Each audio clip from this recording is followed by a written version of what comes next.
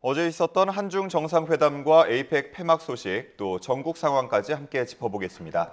성치훈 전 더불어민주당 정책위 부의장, 박민영 국민의힘 미디어 대변인 두 분 나오셨습니다. 안녕하십니까?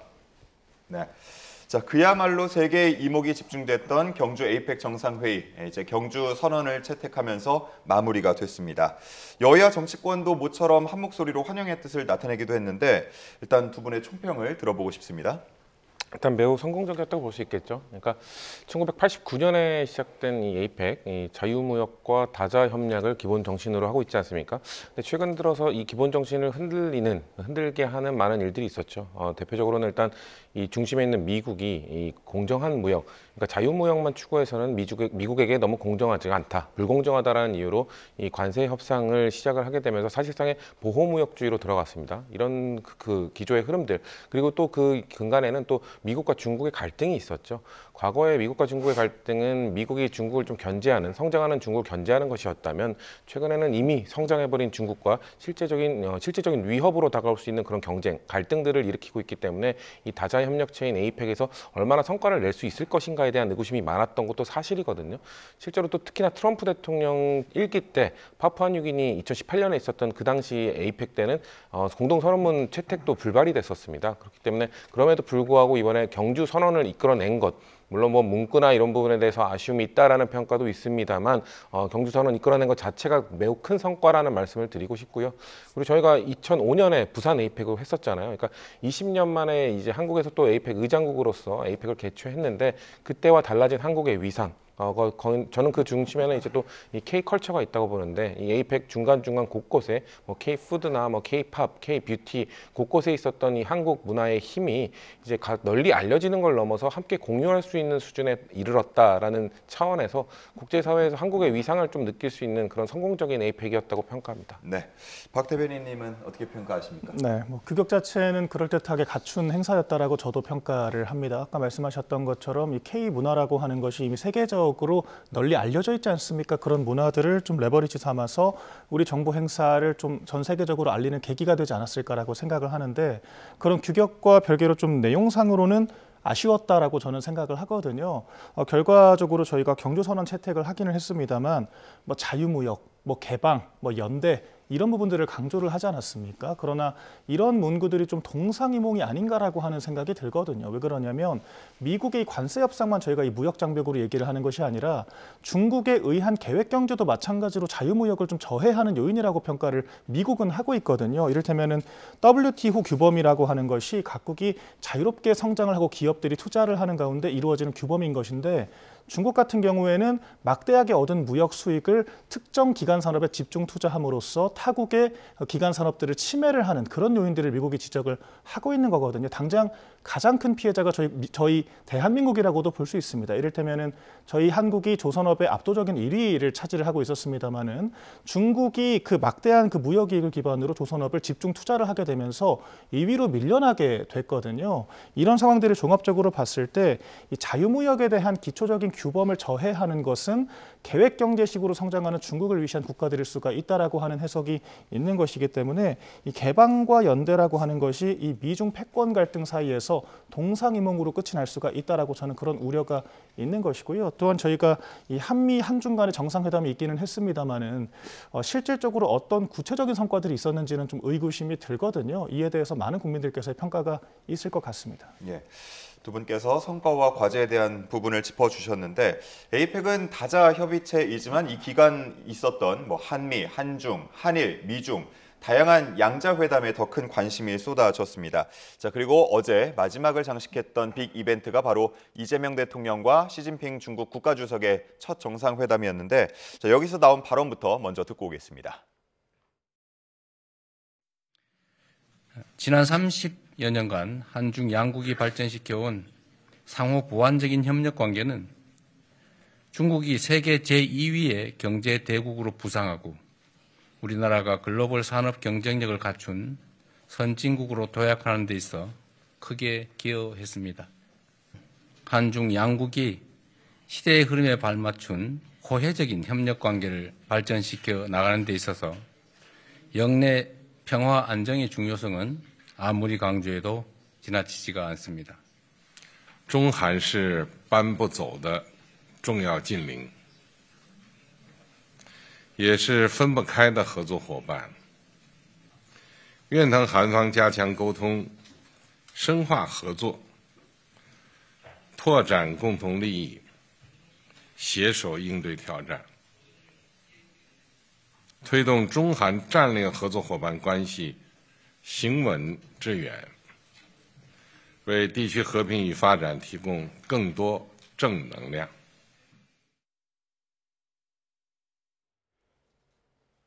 네, 시진핑 주석 2014년 7월 이후 11년 만에 우리나라를 찾았고요. 특히나 중국과의 관계를 생각해보면 2016년 사드 배치 이후에 급격하게 얼어붙은 모습이었는데 이번 정상회담이 전환점이 될 수 있을까요? 전환점이 되었다고 저는 평가합니다. 사실 대한민국에서 보수 정권이 들어설 때마다 중국과의 관계는 사실상 거의 중단되어 왔거든요. 윤석열 정부도 마찬가지였습니다. 그렇기 때문에 이번에도 거의 3년 만에 정상회담이었고 중국과의 관계를 과연 얼마만큼 회복시킬 수 있을 것인가. 물론 뭐 첫 술에 배부르랴라는 말 있는 것처럼 이번에 모든 것을 다 복원시킬 수는 없을 것이라는 평가가 많았습니다만 전 그럼에도 불구하고 꽤나 긍정적 시그널을 많이 받았다고 생각합니다. 뭐 작은 뭐 짜잘한 부분부터 뭐 말씀을 드리자면 일단 저는 시진핑 주석의 이 태도, 애티튜드 자체가 한국에 대한 우호적 메시지를 많이 보내줬다고 생각을 해요. 일단 파란색 넥타이도 저는 되게 파격적이었다고 보는데 중국의 상징색이자 그 빨간색, 그러니까 시진핑 주석은 중국과 공산당의 상징색이 빨간색 넥타이만 주로 매왔었는데 지난 트럼프 대통령도 마찬가지입니다. 두 분 다 모두 빨간색을 좋아하시는데 트럼프 대통령이 한국 오실 때 파란색 넥타이를 맸을 때도 참 이것도 뭐 의도된 것이다라는 평가가 있었는데 시 주석도 여기에 맞춰서 한국에 우호적인 메시지를 보내기 위해서 파란색 넥타이를 메고 왔다는 점 등등. 그리고 사실 그 중국과 미국의 정상회담, 중국과 일본의 정상회담 분위기 험악했거든요. 분위기가 좋지 않았습니다. 시진핑 주석의 표정도 좋지 않았죠. 근데 한국과 이재명 대통령과의 만남에서는 이틀 전에 이제 황남빵으로 시작한 가벼운 대화가 마지막에는 이제 샤오미 통신보안 되느냐 정상 간 이런 농담까지 주고받을 수 있는 수준까지 이르렀다. 그렇기 때문에 뭐 이번 또 이 한중 정상회담 결과에 대해서 아쉬운 부분, 이야기할 부분 아니면 받아내야 될 부분, 부족한 부분 많았다는 평가를 할 수 있습니다만 전 이 정도의 회복이 됐다는 점 그리고 이 정도의 우호적 시그널을 받았다는 점은 앞으로 중국과의 관계를 통해서 우리가 얻어낼 것이 많을 것 같다라는 느낌을 받았습니다. 네, 전환점이 되었다라고 평가를 해주셨고요. 대변인님은요? 보여지는 것에 저희가 집중하기보다는 내용물에 집중할 필요가 있다라고 생각을 하거든요. 구체적으로 좀 얘기가 그나마 나왔던 것이 중국의 많은 범죄자들이 있지 않습니까? 이번에 캄보디아 납치 사건에서도 가장 크게 활약을 했던 것이 중국 계열의 범죄자들이었다라고 지금 전해지고 있기 때문에 이런 부분들에 대해서 양국 간의 공조가 무엇보다 중요한 시점이거든요. 이런 부분들에 대해서는 공감대를 원론적으로 확인을 한 것 같습니다. 그럼에도 불구하고 구체적인 어떤 액션이 취해지는가가 중요하다라고 생각을 하고요. 근데 그런 내용조차도 좀 다가가지 못한 아쉬운 부분들이 있었습니다. 이를테면은 한안령에 대해서도 문재인 정권 때부터 여러 차례 이야기가 나왔습니다만 결과적으로 구체적인 유화책은 나오지 않았거든요. 급기야는 이 최근에는 배우 전지현 씨가 나온 한 OTT 드라마에서 나온 발언 하나 때문에 관련해서 중국 내 대대적인 규제가 이루어지는 상황도 지금 연출이 되고 있습니다. 그만큼 중국이라고 하는 국가가 굉장히 예측 불가능한 국가이기 때문에 오히려 과거 규제가 해소되기는커녕 더 가중될 여지까지 충분히 남아있다라고 생각을 하거든요. 결과적으로 우리가 트럼프 대통령의 불확실성에 대해서 지적을 하지만 그런 불확실성을 실시간으로 안고 있는 것이 바로 중국이라고 하는 국가이기 때문에 조금 더 확고한 그런 어떤 선언 등을 가져왔어야 한다라고 저는 생각을 합니다. 또 결정적으로 이 서해 인공구조물은 우리나라 국가 주권에 대한 직접적인 침탈이 될 수가 있거든요. 저희가 강력하게 항의를 해야 함에도 불구하고 너무도 미온적인 태도를 취하고 있습니다. 급기야 최근에는 우리 해수부가 파견을 보냈던 조사선과 이 인공구조물이 있었던 중국인들이 15시간 동안이나 대치를 했다라고 하는 소식이 전해지지 않았습니까? 이게 우리가 통상적으로 파견하는 조사선이라고 하는데 그래서 더 큰 문제가 되는 겁니다. 우리가 우리 배타적인 경제 수역에 대한 이런 주권조차도 오로지 누리지 못하고 있는 상황인데 이런 것들을 양국이 구색만 맞추는 식으로 해서 넘어갈 일은 아니라고 저는 생각을 하고요. 이거는 강력하게 국민의 대표로서 대통령이 직접 문제 제기를 해야 하는 사안들이라고 생각을 합니다만 어제 그런 장면은 나오지 않았었기 때문에 안타깝게 생각을 합니다. 네, 언급은 됐지만 구체적인 내용이 없어서 아쉬웠다라는 부분도 짚어주셨는데 조금 전에 저희가 그래픽으로 띄워드렸습니다만 한중 양해각서 내용을 보면 7가지 정도 내용이 담겨 있습니다. 이 중에서는 혹시 주목하는 부분들이 있으십니까? 사실 양해각서가 나올 거라는 기대도 안 했었거든요. 워낙 첫 처음에 만나자마자 관계가 복원되는 저는 한 단계 정도, 한 걸음 정도 나가는 게 의미가 있다고 생각했는데 이 정도의 양해 격서가 나왔다. 저는 상당한 발전이 아닌가라는 말씀을 드리고 싶고요. 아까 뭐 야당에서 계속 주장해 오는 게 있습니다. 서해 구조물 문제라든지 한한령 해제 이런 부분에 대해서는 저기 양해 격서에 담기지 않았죠. 그런 부분이 아쉽다고 말씀하시지만 일단 논의가 됐다는 겁니다. 그리고 논의가 됐다는 것 자체는 불편한 이야기를 이재명 대통령이 시진핑 주석과의 정상회담에서 꺼냈다는 겁니다. 이것 자체로도 의미가 있는 것이거든요. 사실 이런 불편한 이야기들을 끝내고 해결해 나가기 위해서는 뭐 양해각서 체결 이전에 이렇게 각 양국이 국가 차원에서 뭔가 그걸 협의하기 이전에 대화를 시작해야 됩니다. 단절됐던 대화를 이끌어냈고 조금 불편하지 않은 부분에 대해서는 7가지 양해각서를 체결을 했고 이제 앞으로 저는 사실 한한령 해제는 시간 문제라고 보거든요. 이번엔 남기지 않았지만 사실상 자연스럽게 빠른 시일 내에 이거는 해제될 가능성이 매우 높다라고 본다는 말씀을 드리고요. 서해 구조물 문제도 마찬가지입니다. 이것과 관련돼서 일단 논의가 되었기 때문에 실무 단위의 논의가 정상회담에서 이루어졌다면은 추후에 충분히 이루어질 수 있다는 그 단계를 예시하는 것이거든요. 그렇기 때문에 저는 서해 구조물 문제 역시 실무적인 차원에서 그것과 관련된 한국의 입장을 제대로 전달할 수 있도록 아마 앞으로 이재명 정부가 계속해서 지속적으로 관심 갖고 노력할 것이다라는 말씀 드리겠습니다. 예, 알겠습니다. 자, 그리고 우리 한중 관계 복원에서 우리가 기대할 수 있는 게 아무래도 북한 핵 문제에서의 중국의 역할이 아닐까 싶은데 북한의 입장도 나왔죠. 비핵화는 개꿈이라는 좀 강력한 이야기가 나오기도 했는데요. 북한이 이번 에이펙 정상회의를 어떻게 좀 바라봤겠습니까? 네, 일단은 우리나라가 이 미국, 중국이라고 하는 두 패권국과 양국과 밀착하는 모양 자체가 아마 달갑지는 않을 겁니다. 이 북한 같은 경우에는 특히 이 북미 정상회담을 앞두고 중국과의 밀착을 강화를 하고 좀 중국을 지렛대 삼아서 미국과 협상력을 강화하는 전략들을 지속적으로 구사를 해왔거든요. 그런데 중국이 지금 에이펙의 이제 주요 의장국, 차기 의장국이지 않습니까? 그렇게 참석을 하게 되면서 한국과의 긴밀한 관계를 유지하는 것이 북한 입장에서는 달가울 수가 없겠지요. 그럼에도 불구하고 이 중국에서 했던 그런 발언들에 대해서는 좀 신뢰하기 어려운 부분들이 있다라고 생각을 합니다. 특히 우리나라 이재명 대통령이 북한과 중국의 협력에 대해서 긍정적으로도 평가를 하기도 했는데 이 중국과 북한의 그 관계라고 하는 것이 달리 표현하면은 이 국제적인 대북 제재를 위반하는 것이 된다라고 하는 것이거든요. 이 대북 제재라고 하는 게 좀 북한을 경제적으로 압박을 해서 비핵화를 유도하는 기본적인 전략인 건데 중국이 지속적으로 북한의 경제적인 원조를 함에 따라서 그와 같은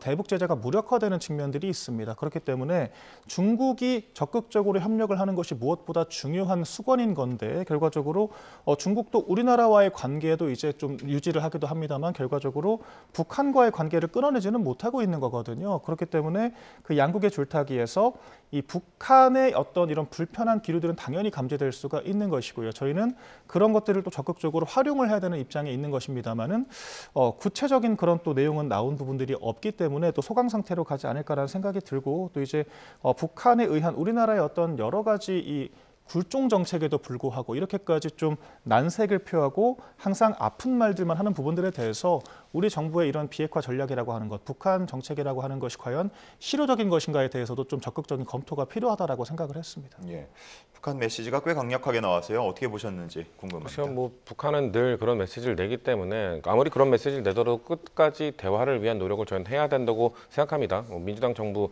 이재명 정부 들어설 때마다 늘 그런 이야기를 해왔고요. 북한과의 대화의 단절을 통해서는 절대 비핵화의 목표를 이룰 수 없습니다. 또 아까 지적하신 부분에 있어서 뭐 중국이 계속 협조를 해주고 있기 때문에 사실상의 북한 대북 제재가 실효성을 거두기 어렵다는 말씀하셨는데 북한 같은 경우에는 최근에는 이제 러시아라는 또 새로운 혈맹을 얻었거든요. 그렇기 때문에 러시아를 통해서 또 그런 가려운 부분들을 긁어줄 수 있는 동맹이 생겼기 때문에 중국에만 의존하지 않는 그런 현실이 됐습니다. 그렇기 때문에 우리는 매우 현실적으로 실용적으로 접근을 해야 됩니다. 중국에게 뭔가 그런 것들을 압박하고 뭔가 그 북한을 도와주지 말라, 대북 제재가 실효성을 거둘 수 있도록 협조하라 이런 메시지를 낸다고 한들 러시아라는 나라가 또 생겨버린 상황이기 때문에 우리는 중국과는 아주 실용적으로 중국이 북한에 대한 압박, 북한에 대한 이런 그 압박 이런 것들을 추가적으로 할 수 있기 위한 노력들을 해나가면 되는 것이거든요. 사실 북한은 우리나라에 대해서 메시지조차 내지 않았습니다. 윤석열 정부 동안은 약간 우리는 그 무풀보다 악플이라는 말처럼 뭔가 처음에는 아예 무반응, 이런 반응들을 보였는데 우리가 계속 대화의 제스처를 보내니까 이제 그래도 반응을 보이고 있거든요. 반응을 보이고 대화 테이블에 앉히고 그런 다음에 이제 비핵화를 논의를 해야 되는 건데 자꾸 뭔가 비핵화가 없이는 테이블에 앉지도 말라라는 식의 요구를 해버리면 아무런 것도 얻을 수 없습니다. 그렇기 때문에 저는 이재명 정부 5년 동안 어떻게든 대화 테이블에 앉히고 약간의 그 발전적인 이런 비핵화에 한 걸음 진전하는 모습을 보여드리겠다고 말씀을 드릴 수 있을 것 같습니다. 예. 자, 앞서서 뭐 조선업 관련 얘기도 해주셨는데요. 이번에 한중 정상회담 앞두고 트럼프 대통령이 우리나라의 핵 추진 잠수함 건조를 승인했고요. 이게 과연 어떻게 작용을 할 것인가 많이 관심을 모았었는데 일단 회담에서 뭐 뚜렷한 파열음은 들리지는 않은 것 같아요. 일단은 중국에서는 실효적인 결과가 아니라고 생각을 할 것 같습니다. 왜 그러냐면 트럼프 대통령이 1기 행정부 때도 문재인 전 대통령과 이런 핵잠수함 건조에 대해서 찬성을 했다라고 하는 보도들이 있지 않았습니까? 그럼에도 불구하고 건조가 이루어지지 않은 이유는 우리나라는 우리나라가 직접 건조를 할 것이라고 생각을 했지만 미국은 그것이 아니라 미국에서 만들어진 핵추진 잠수함을 한국에 판매할 것으로 기대를 했다라고 하는 거거든요. 결과적으로 트럼프 대통령은 철저히 자국의 이익을 극대화하는 방향으로 협상을 했던 것이고 마찬가지로 동상이몽이 됐던 겁니다. 이번에도 트럼프 대통령은 필라델피아 조선소, 그러니까 미국에 위치하는 하나오션이 참여를 하기는 합니다만 미국의 조선소에서 만든 그런 선박을 한국에 돌려주겠다라고 지금 얘기를 판매를 하겠다라고 이야기를 하는 것이거든요. 그런데 지금 주목을 해봐야 할 것이 필라델피아 조선소에서는 당장 핵추진 잠수함을 건조할 수 있는 시설이 갖추어져 있지 않다라고 합니다. 또한 한국이 핵건조 잠수함을 건축하는 것을 승인하기 위해서는 또 의회의 동의가 필요한 거거든요.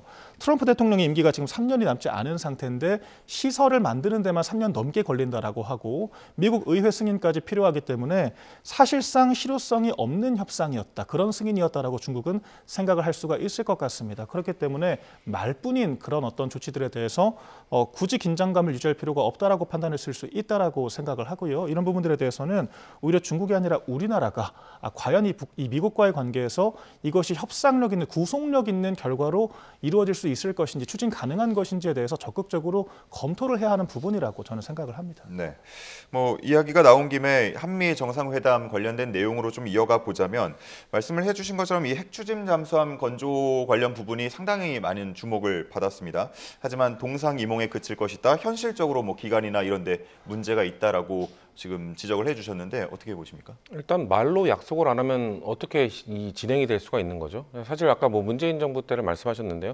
문재인 정부 때는 큰 성과를 거뒀습니다. 트럼프 대통령과 함께 이 미사일 탄두 해제라는 사실 우리나라의 오랜 수건 사업이었던 이것들을 트럼프 대통령으로부터 결단을 얻어냈었거든요. 그 당시에 핵잠수함 추진도 이야기를 했었죠. 하지만 결과를 받아내지 못했었습니다. 그런데 이번에는 그럼 윤석열 정부도 3년 동안은 뭐 했습니까?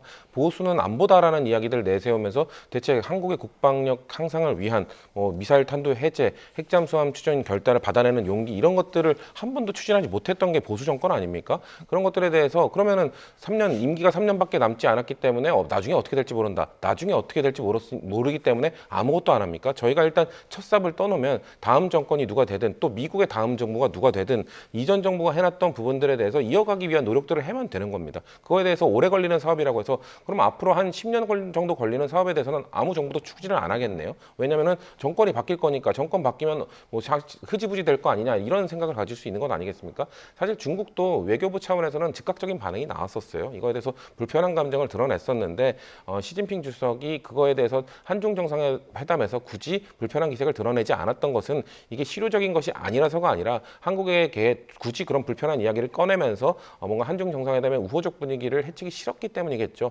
사실 일본 다카이치 총리와의 회담, 중국과의 회담에서는 다카이치 총리가 과거에 했었던 중국과 관련된 불편한 발언들을 계속해서 그냥 시진핑 주석은 대놓고 이야기를 했었거든요. 그런 것처럼 시 주석이 이것이 실효적인 접근이 아니라서가 아니라 한국과의 우호적 관계를 유지하기 위해서 하는 것이고 그리고 그 핵잠수함 추진은 단계 밟아 나가면 되는 것입니다.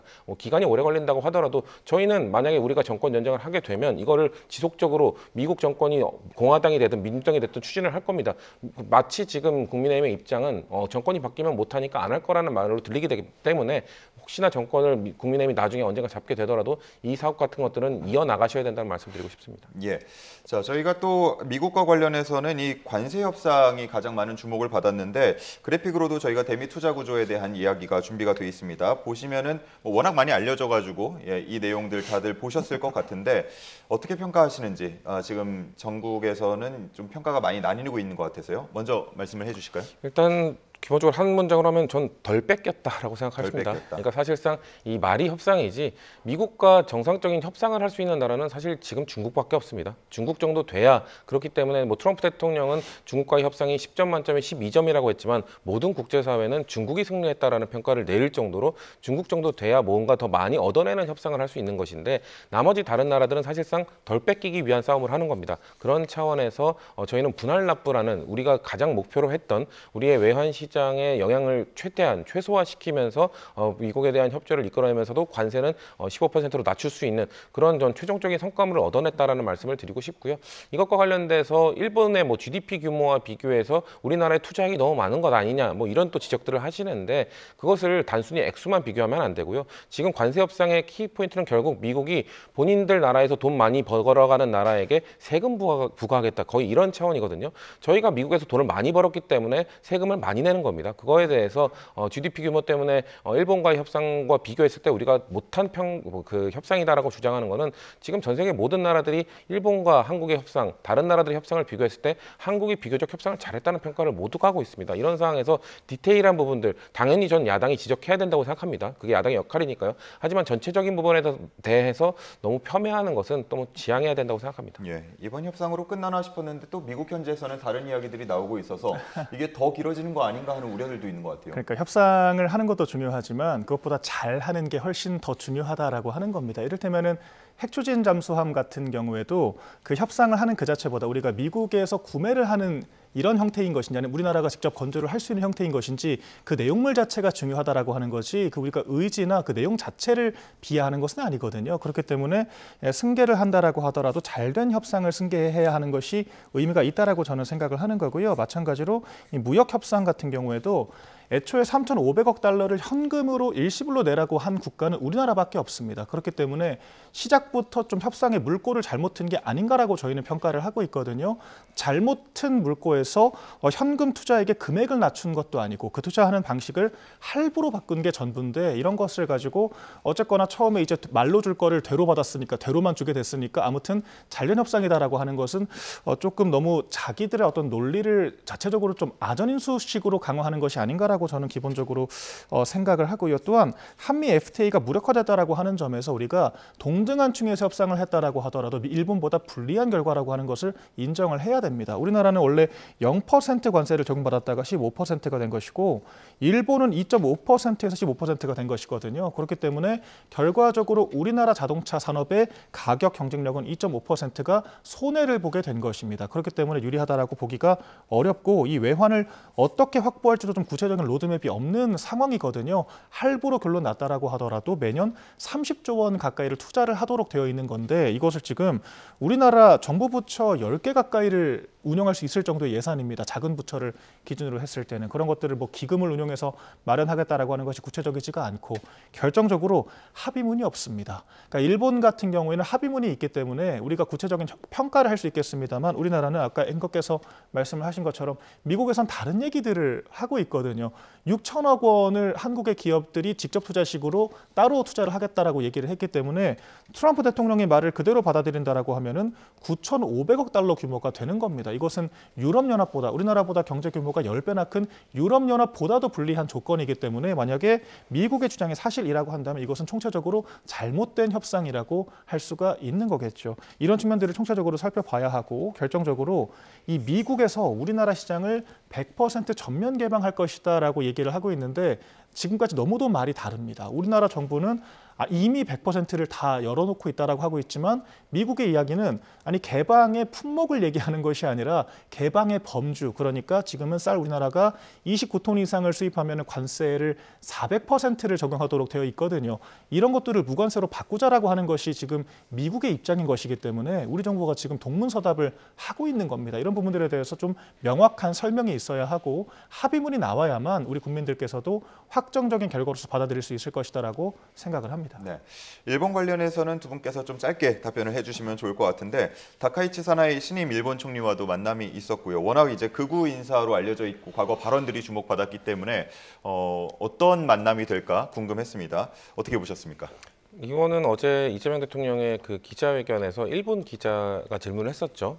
이게 다카이치 총리가 극우라는 평가를 받는데 어떻습니까? 라고 질문을 했을 때 거기에 이재명 대통령의 답변으로 가름할 수 있을 것 같은데요. 이재명 대통령이 이렇게 답변했습니다. 그러니까 그 다카이치 총리가 정치인일 때 극우적 성향을 띠는 것과 이제 일본 전체를 대표하는 일본의 총리가 됐을 때는 다를 것이다. 본인도 그랬다라는 얘기를 했습니다. 이재명 대통령 역시 일본에서 우려를 했던 것이 이재명 대통령이 야당 대표 시절에는 매우 강한 성향의 정치인이었잖아요. 근데 대통령이 된다면은 이제 국민 모두의 대통령으로서의 역할을 하기 위해 본인의 스탠스를 좀 변화시키는 모습들을 보여줬기 때문에 그런 차원에서 다카이치 총리가 변화하는 모습들 그런 것들을 긍정적으로 받아들였다라는 평가를 이재명 대통령께서 하신 것이거든요. 그렇기 때문에 어제 있었던 한일 정상회담이 매우 긍정적인 시그널들이 많이 나왔다라고 저는 보고요. 물론 앞으로 계속 이런 우호적 관계가 이어지면 좋겠습니다만 위기도 올 겁니다. 일본의 국내 정치적 상황에 따라서 다카이치 총리의 이런 스탠스나 발언들이나 이런 것들이 다시 또 센 발언이 나올 수 있습니다만 전 기본적인 신뢰를 구축한 이후에는 서로 선을 넘지 않는 정도의 그런 그 발언들이 나온다 하더라도 그렇다면 거기에서 우리가 실용적인 부분으로 접근하면서 서로에게 반성할 건 반성하라, 얻어낼 건 얻어내자 이런 마인드로 접근을 한다면 충분히 한일 관계가 우호적으로 유지될 수 있을 거라고 기대를 합니다. 네, 한일과의 그 셔틀 외교는 계속 이루어진다고 보면 되는 겁니까? 일단은 뭐 그 부분에 대해서는 우리 정부가 적극적으로 살려나가야 할, 노력해야 될 부분이라고 저는 생각을 하고요.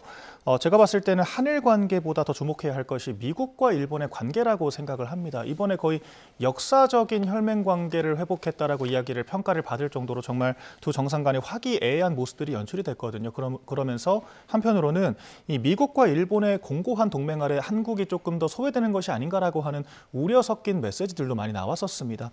이 윤석열 정권 때 같은 경우에는 이 미국과의 관계, 바이든 행정부와의 어떤 친소 관계를 레버리지로 활용을 해서 이 문재인 정권 때 일본의 화이트리스트가 배제될 정도로 정말 경색되는 국면들이 있지 않았습니까? 그런 것들을 일거에 해결을 했었거든요. 그러면서 한미일 간의 캠프 데이비드 회동을 통해서 좀 적극적인 공조를 이어갔었습니다. 그런데 지금은 미국과의 관계도 모호하다라고 하는 평가들이 많고요. 일본과의 관계에서도 지금 현 정권과는 기조가 많이 다른 것이 아니냐, 한 발 더 나가서 그렇기 때문에 미국과 일본이 적극적으로 함께 파트너십을 맺는 사이에 한국이 고립되는 것이 아니냐라고 하는 우려가 있기 때문에 이 일본과의 관계는 미국을 필두로 해서 종합적으로 평가해야 할 부분이라고 생각을 하고요. 지금은 조금 위기 상황, 긴장감이 감돌고 있는, 전운이 감돌고 있는 분위기다라고 저는 평가를 하고 있습니다. 네, 알겠습니다. 자, 끝으로 전국 이야기도 짚어보도록 하겠습니다. 먼저 대장동 사건을 짚어보면 관계자들이 대거 1심에서 유죄를 선고받으면서 지금 여야 모두 파장에 촉각을 곤두세우고 있는 것 같은데요. 어떻게 보셨습니까? 일단 유동규 본부장과 이 관련 업자들의 유착이 확정이 됐다라는 게 그 판결문의 핵심인 것 같고요.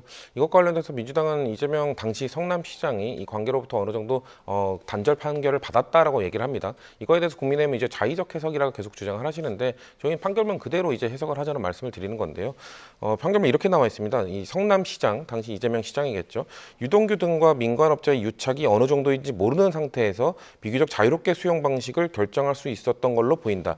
여기에 전 핵심이거든요. 그러니까 유동규 본부장과 이 그 성남도시개발공사를 이끌고 있던 그 본부장과 이 업자들의 이런 유착관계, 이게 이 판결의 핵심인 건데 이거에 대해서 성남시장이 모르고 있었던 걸로 보인다라는 판결이 나온 겁니다. 그리고 그 428억, 사실 이 대장동 문제가 처음 나왔을 때 국민의힘뿐만 아니라 검찰에서 계속 이야기했던 게 결국 이 검은 돈이 이재명 대통령, 이재명 성남시장에게 흘러 들어갈 것이다. 이게 428억 원이었거든요. 이 428억 원 결국 검찰 내용에서도 빠졌고 결국 이번 판결문에서 유동규가 그 자금의 그 흐름의 주인이었다라고 지금 판결이 내려졌습니다. 그런 차원에서 이재명 당시 성남시장이 안고 있던 여러 가지 의혹의 고리들은 저는 끊겼다고 보고요. 물론 뭐 이거에 대해서 뭐 2심, 뭐 대법원까지 판결까지 이게 유지가 되는 것이 일단 중요할 것이고요. 이것과 관련해서 이 정도의 판결이 나왔는데도 재판을 재개하라라고 주장하는 것은 사실상 사법부에 대한 압력이라고 생각합니다. 그렇기 때문에 이 재판을 중지한 것은 이재명 대통령과 관련된 재판의 중지는 각급 법원 각각의 판사들이 결정한 것이기 때문에 이거에 대해서 제1야당이 계속해서 재개하라고 주장하는 것은 사법부에 대한 압력이니 그만하셔야 된다는 말씀 드리고 싶습니다. 네, 이재명 대통령 당시 성남시장은 무관했다라는 입장이 확인됐다라고 말씀해 주셨고요.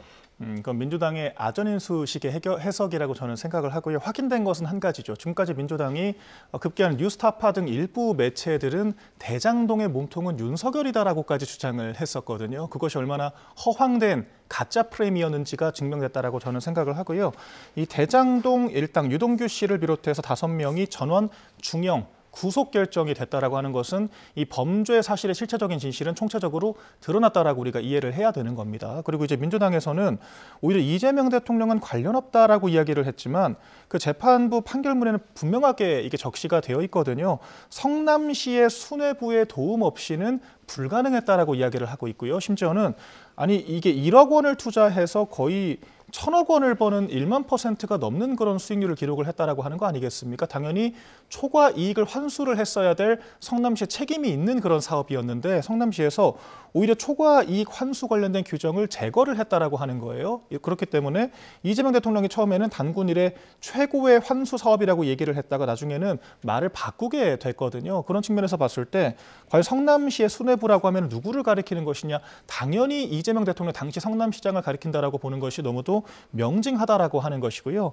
최종 결재권자가 몰랐다라고 하는 것은 차라리 나는 범죄자가 될 바에는 무능한 사람이 되겠다라고 하는 이야기밖에 되지가 않기 때문에 너무도 궁색한 변명이라고 생각을 합니다. 또한 지금 공범들이 줄줄이 재판에 유죄를 받는 상황에서 지금 조원철 법제처장 같은 경우에는 전부 다 무죄다라고 국정감사장에서 이야기를 했다가 문매를 맞았거든요. 지금 공범들은 모두 다 감옥에 가게 생겼는데 그 함께 최종 결재권자라고 평가를 받는 이재명 대통령의 재판만 중단되어 있는 것이 과연 사법정의에 부합하는 것인가 많은 국민들께서 의구심을 가지고 있습니다. 그렇기 때문에 각급 재판부의 판단도 달라질 수 있는 것이라고 저희는 생각을 하고요. 저희가 제1야당으로서 마땅히 해야 될 이야기를 하고 있다라고 말씀드리겠습니다. 네, 자 끝으로는 사실상 마무리된 이재명 정부의 첫 국정감사에 대한 평가를 두 분으로부터 들어보고 싶은데 뭐 눈에 띄는 소품이나 아니면은 날카로운 질문을 하는 이른바 국감 스타가 나오기는커녕 들려오는 이름들 보면은 조희대, 김현지, 최민희 뭐 이런 이름들이었던 것 같습니다. 그래서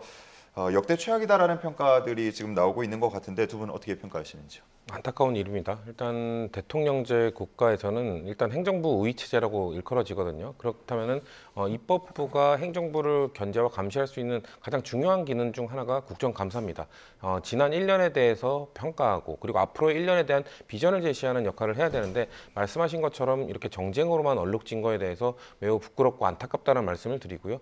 이거에 대해서 글쎄요. 저희는 집권 여당이다 보니 정쟁으로 얼룩진 건 야당의 책임이다 뭐 이런 얘기를 하기보다는 결국 이렇게 정쟁으로 얼룩지고 국민들의 눈살을 찌푸리게 했다는 것은 정치권 모두가 반성해야 되는 부분이고요. 그리고 이렇게 안타까운 모습을 보여주신 것에 대해서 국민들께서는 네 탓이다 내 탓이다 이런 남 탓하는 공방을 보고 싶지 않으실 거고 서로 내 탓이오 하는 걸 보고 싶으실 겁니다. 그리고 집권 여당이기 때문에 그리고 입법부의 다수당이기 때문에 아마도 여당에게 조금 더 책임을 더 물으실 거라고 보거든요. 그렇기 때문에 이런 국정감사가 이렇게 정쟁으로 얼룩져 버리면 결국 손해보는 건 국민입니다. 그렇기 때문에 국민들이 손해를 보지 않기 위해서 이 국정감사를 어떻게 정쟁을 최대한 줄이고 발전적으로 이끌어갈 수 있는지에 대해서는 저희 여당이 좀 더 앞장서서 제도적 개선이라든지 아니면 정쟁을 좀 이 당시에는 중단하자라든지 이런 식의 좀 발전적인 논의를 여당의 좀 책임감을 느끼고 이끌어갔으면 좋겠다는 말씀으로 드리겠습니다. 네, 첫 국감 어떻게 평가하십니까? 저희 야당도 분명히 아쉬운 모습들이 있으셨을 겁니다. 그럼에도 불구하고 이번 국감이 혹평을 받을 수밖에 없었던 그 주요 인물들이 있지 않습니까? 우리 국민들께서 지금 머릿속에 떠오르는 사람들이 있을 것 같아요. 추미애 법사위원장, 최민희 과방위원장, 최혁진 무소속 의원 등이 아마 떠오르실 것 같거든요. 이런 분들, 특히 최혁진 의원 같은 경우에는 국감장 한복판에서 조요토미 히데요시라고 하는 그런 정말 유례 없는 그런 피켓들, 커뮤니티에서나 돌아다닐 법한 그런 이야기들을 끄집어내면서 정말 법사위장을 돗대기 시장으로 만들었다라고 저는 생각을 하고요. 특히 최민희 의원 같은 경우에는 아직도 과방위원장 자리를 유지하고 있다라고 하는 게 저는 경악스럽습니다. 이게 피감기관들을 상대로 사실상 수금을 했다라고 저희는 생각을 하고요. 본인 지금까지 여러 해명들을 내놨습니다만 총체적으로 거짓이라고 하는 게 드러나지 않았습니까? 급기야는 이 딸의 결혼식이라고 하는 게 작년 8월에 이미 있었던 게 아니냐, 이미 결혼을 했다라고 본인이 프로필에 SNS에 표기를 했는데 1년 430여일이나 지나서 다시 이 본식을 하필이면 국정감사 때 했던 이유가 뭔가에 대해 제대로 된 해명을 내놓지 못하고 있거든요. 더군다나 최민희 과방위원장을 위시한 그 비서관들이 이 피감기관인 언론들을 향해서, 심지어는 피감기관이 아닌 MBC를 향해서까지 이른바 갑질을 했다라고 하는 거, 보도 지침을 주고 보도본부장을 쫓아내고 그런 행위들을 했다라고 하는 것이 총체적으로 드러나고 있는 거거든요. 이 감사기관의 장이라고 하는 사람이 본인의 지위를 민원 처리를 위한 수단으로 이용을 했다라고 하는 겁니다. 이런 종합적인 부분들을 봤을 때 과방위가 1년에 한 번 있는 이런 국정감사 기관을, 피감기관들을 감독하는 것이 아니라 최민희 과방위안을 청문회하는 데 이용을 했다라고 하는 것 자체가, 그렇게 흘러갈 수밖에 없었다라고 하는 것 자체가 중대한 귀책 사유라고 생각을 하고요. 저는 이런 부분들에 대해서 민주당이 아무런 조치가 없다라고 하는 것 자체가 여당으로서의 직분을 다하지 못하고 있는 것이라고 생각을 합니다. 네, 뭔가 논쟁이 뜨거워질 것 같은데 저희가 시간 관계상 여기서 마쳐야 돼서요. 두 분과는 여기서 인사를 나눠야 할 것 같습니다. 성치훈 전 더불어민주당 정책위 부의장, 박민영 국민의힘 미디어 대변인 두 분과 함께했습니다. 고맙습니다.